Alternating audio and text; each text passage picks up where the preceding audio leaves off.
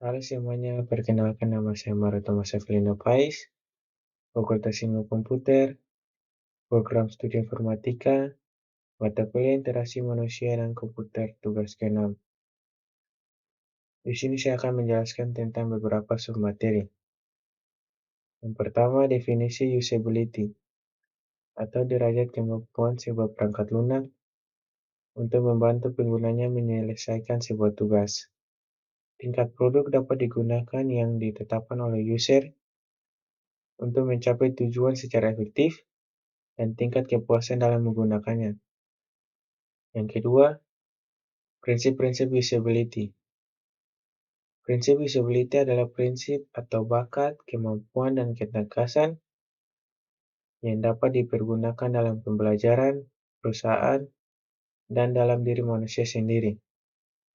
Untuk mencapai sebuah tingkat usability yang baik bagi para pengguna, dibutuhkan 4 prinsip yang paling mendasar, yaitu learnability, flexibility, robustness, dan attitude. Yang ketiga, penentu keberhasilan sistem. Pertama, berguna atau useful. Kedua, dapat digunakan atau usable. Yang ketiga, digunakan use. Keempat, komponen penentu daya guna. Kemampuan untuk dipelajari atau learnability merujuk kepada kualitas sistem, apakah mudah untuk dipelajari dan digunakan. Efisiensi menunjuk kepada cara yang dapat dilakukan sistem untuk mendukung pengguna dalam melakukan pekerjaannya. Contoh, pada mesin penjawab otomatis dengan sistem surat suara. Ketiga, mudah diingat atau memorability. Menunjuk kepada kemampuan mudah diingat lagi alurnya setelah tidak digunakan lagi dalam jangka waktu tertentu. Keempat, kesalahan dan keamanan. Melibatkan perlindungan kepada pengguna terhadap kondisi dan situasi yang tidak diinginkan dan berbahaya. Kelima, kepuasan.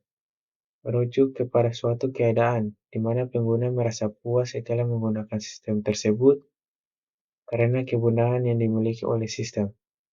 Dengan kata lain, semakin pengguna menyukai suatu sistem, secara implisit mereka puas dengan sistem yang dimaksud. Yang kelima, menguji daya guna. Proses untuk mengukur karakteristik interaksi manusia komputer dari sebuah sistem, yaitu untuk mengidentifikasi kelemahan-kelemahan antarmuka sehingga perancang dapat memperbaikinya secara tepat, dapat dilakukan secara informal maupun menyeluruh, dan yang terakhir dari yang berbiaya sangat murah sampai biaya yang mahal. 6. Sistem yang berdaya guna mengurangi biaya pelatihan, support konsum, meningkatkan kepuasan pengguna. Ketujuh, cara uji kebergunaan, penggunaan kartu evaluasi heuristik, evaluasi uji skenario. 8. Daya guna heuristik. Ada beberapa. Yang pertama, dialog yang sederhana dan alami. User interface, pastilah seringkas mungkin dan bersifat natural dialog. Pendekatan yang harus digunakan adalah dengan hanya menampilkan perintah yang diperlukan. Penggunaan warna atau warna sering. Kedua, berbicara dengan bahasa pengguna. Dialog seharusnya menggunakan bahasa yang dipahami oleh user. Penggunaan singkat dan bahasa yang tidak jelas harus dihindari, karena menghindari perintah-perintah yang berorientasi mesi atau bahasa pemrograman. Ketiga, mengurangi beban ingatan pengguna. User tidak seharusnya dibebani untuk mengingat atau menghafal pada saat berinteraksi dengan sistem. Keempat, konsisten. User interface Yang konsisten terlihat dalam menampilkan suatu interface yang menghindarkan user dari kesalahan saat menggunakan suatu perintah atau fungsi untuk pertama kali.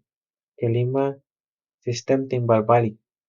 Sistem sebaiknya memberitahu pengguna atas segala aktivitas yang sedang berlangsung atau status sistem.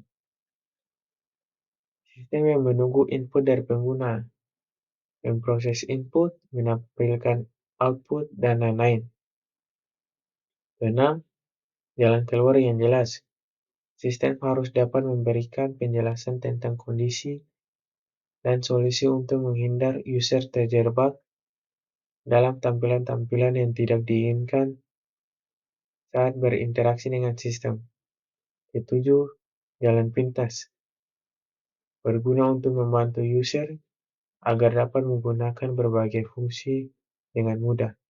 Kedelapan, pesan kesalahan yang baik. Sistem sebaiknya menyediakan mekanisme pemberitahuan kesalahan dan menunjukkan situasi bahwa user berada dalam kondisi bermasalah, serta membantu user untuk lebih memahami sistem. Yang kesembilan, mencegah kesalahan. Sistem interface yang baik harus mampu membuat user menghindari kesalahan. Yang kesepuluh dan yang terakhir, bantuan dan dokumentasi merupakan kemudahan yang diberikan dalam kebanyakan sistem, menjelaskan cara menggunakan sistem, ciri-ciri khusus sistem, dan mengizinkan user untuk mengendalikan sistem dengan lebih baik. Sekian dan terima kasih dari saya.